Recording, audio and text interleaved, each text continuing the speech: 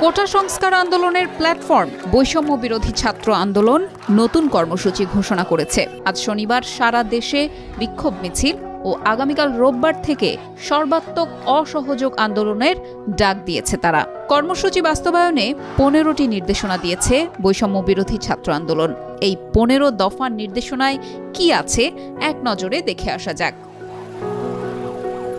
তাদের আহ্বানের মধ্যে আছে ট্যাক্স বা খাজনা প্রদান না করা, বিদ্যুৎ, গ্যাস, পানি সহ কোনো বিল পরিশোধ না করা, সকল সরকারি বেসরকারি প্রতিষ্ঠান, অফিস আদালত ও কলকারখানা বন্ধ রাখা, শিক্ষা প্রতিষ্ঠানের কার্যক্রম বন্ধ রাখা, প্রবাসীদের ব্যাংকিং চ্যানেলে রেমিটেন্স না পাঠানো, সরকারি সভা সেমিনার আয়োজন বর্জন, বন্দরে পণ্য খালাস না করা, কলকারখানা বন্ধ রাখা, গণপরিবহন বন্ধ রাখা, জরুরি ব্যক্তিগত লেনদেনের জন্য শুধু রোববার ব্যাংক খোলা রাখা, পুলিশ সদস্যদের রুটিন ডিউটির বাইরে প্রোটোকল এবং রায়োট ও প্রোটেস্ট ডিউটি থেকে বিরত থাকা, শুধু থানা পুলিশের রুটিন ওয়ার্ক চালু রাখা, সকল অফশোর ট্রানজ্যাকশন বন্ধ রাখা, বিজিবিকে শুধু সীমান্ত পাহারার দায়িত্বে রাখা, সরকারি কর্মকর্তাদের নিজ কার্যালয়ে না যাওয়া এবং বিলাসদ্রব্যের দোকান, শোরুম, বিপণী বিতান, হোটেল, মোটেল, রেস্টুরেন্ট বন্ধ রাখা।